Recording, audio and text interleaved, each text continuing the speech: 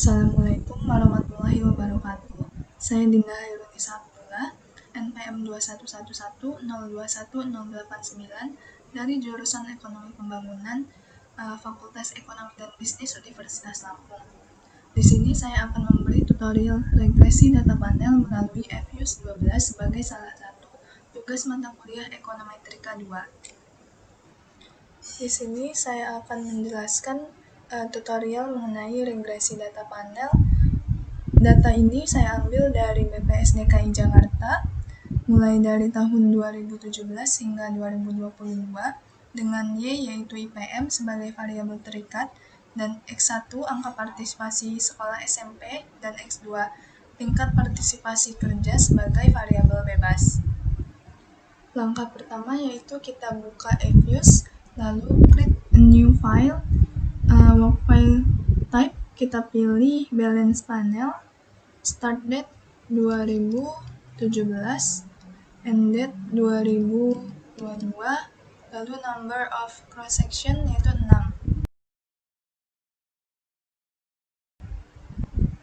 Setelah itu kita pilih klik empty group, kita masukkan data yang ada.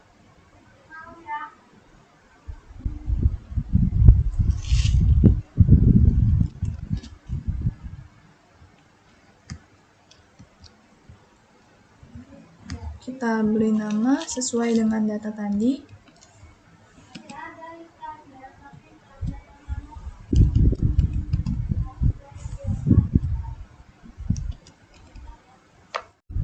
Setelah diklik OK tadi akan muncul seperti ini.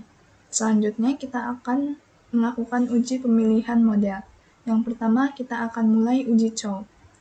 Kita blok X1, X2, dan Y. Kita open as equation. Kita ubah rumusnya. Y, C, X1, X2. Pilih panel option, cross section fix. Oke. Lalu klik view dan likelihood ratio. Di sini hasilnya adalah seperti ini untuk uji chow. Probabilitasnya adalah 0,000. Standarnya dalam uji chow ini jika probabilitas lebih besar dari 0,05 maka yang terpilih adalah mode CEM. Nah, jika probabilitas lebih kecil dari 0,05, maka yang terpilih adalah FEM. Nah, dari data yang kita uji, probabilitas menunjukkan 0,000, jadi probabilitas lebih kecil dari 0,05, maka yang terpilih adalah FEM. Karena yang terpilih adalah model FEM, maka kita harus melanjutkan dengan uji Hausman. Caranya klik estimate, panel option, random. Lalu view, Hausman test. Ini adalah hasil Hausman test dengan probabilitas 0,5763. Artinya lebih besar dari 0,05. Karena lebih besar dari 0,05, maka yang terpilih adalah REM. Ketika diuji Hausman test yang terpilih adalah model REM, maka harus dilanjutkan dengan uji LM.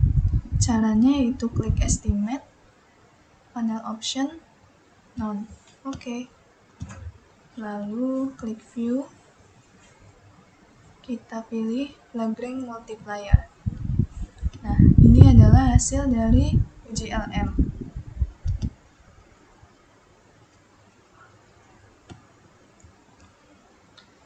Karena tadi probabilitasnya adalah 0,00, maka probabilitas lebih kecil dari 0,05. Dan yang terpilih adalah FEM. Karena model FEM yang terpilih, maka harus dilakukan uji asumsi klasik. Uji asumsi klasik yang digunakan adalah multikolinearitas dan heterokadastisitas. Yang pertama yang akan saya uji yaitu uji multikolinearitas. Caranya yaitu kita klik estimate, panel option, fix, oke. lalu quick, kita pilih grup statistik correlation. Nah, Y ini kita hapus, lalu klik OK. Nah, ini adalah hasilnya. Nah, angka yang dilihat adalah angka yang ini. Nah, standar uji multikolonialitas dalam regresi data panel, nilai koefisien korelasi harus lebih kecil dari 0,85. Di sini, hasil dari koefisien korelasi X1 dan X2 adalah sebesar 0,38215, yang mana lebih kecil dari 0,85. Maka dapat disimpulkan lolos uji multikolonialitas. Selanjutnya adalah uji heterokedastisitas. Di dalam regresi data panel, yang umum digunakan yaitu heterokedastisitas Geiger.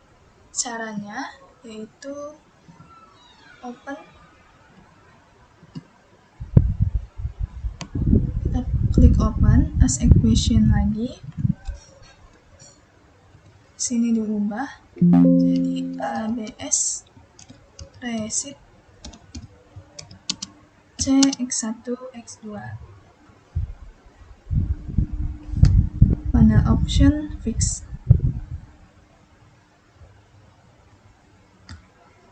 Nah, ini adalah uji heterokedastisitas Geiger. Standarnya nilai probabilitas harus lebih besar dari 0,05. Di sini hanya X1 yang lebih besar dari 0,05, sementara X2-nya lebih kecil dari 0,05. Maka X2 tidak lolos uji heterokedastisitas. Maka dari itu, kita gunakan cara lain, yaitu kembali ke rumus awal. Y, C, X1, X2, panel option, fix, lalu OK.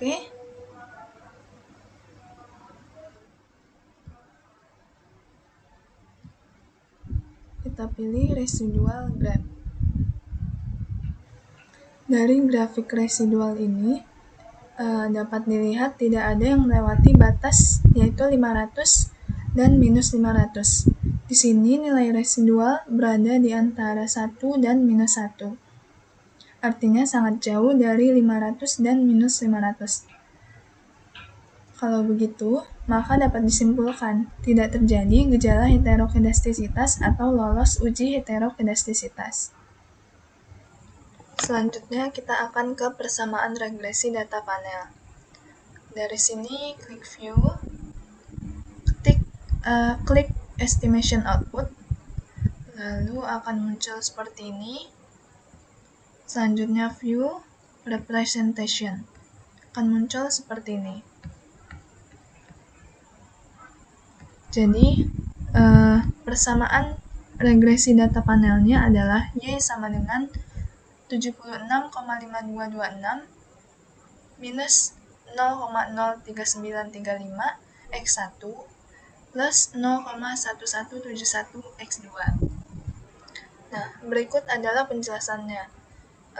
Nilai konstanta sebesar 76,5226, artinya tanpa adanya variabel angka partisipasi sekolah SMP atau X1 dan tingkat partisipasi kerja X2, maka variabel IPM atau Y akan mengalami peningkatan sebesar 7,652,26%.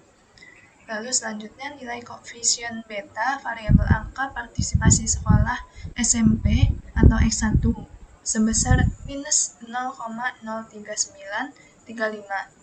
Jika nilai variabel lain konstan dan variabel X1 mengalami peningkatan sebesar 1%, maka variabel angka partisipasi sekolah SMP atau X1 akan menurun sebesar 3,935%. Begitupun sebaliknya, jika variabel X1 mengalami penurunan sebesar 1%, maka angka partisipasi sekolah SMP atau X1 akan meningkat sebesar 3,935%. Yang terakhir, nilai koefisien beta variabel tingkat partisipasi kerja atau X2 sebesar 0,11 71. Jika nilai variabel lain konstan dan variabel X2 mengalami peningkatan sebesar 1%, maka variabel tingkat partisipasi kerja atau X2 akan meningkat sebesar 11,71%. Begitupun sebaliknya. Jika variabel X2 mengalami penurunan sebesar 1%, maka tingkat partisipasi kerja atau X2 akan menurun sebesar 11,71%. Jadi, dapat kita ketahui bahwa ada hubungan negatif antara angka partisipasi sekolah SMP atau X1 dengan IPM atau Y. Dan ada hubungan positif antara tingkat partisipasi kerja atau X2 dengan IPM. Sekian tutorial dari saya. Wassalamualaikum warahmatullahi wabarakatuh.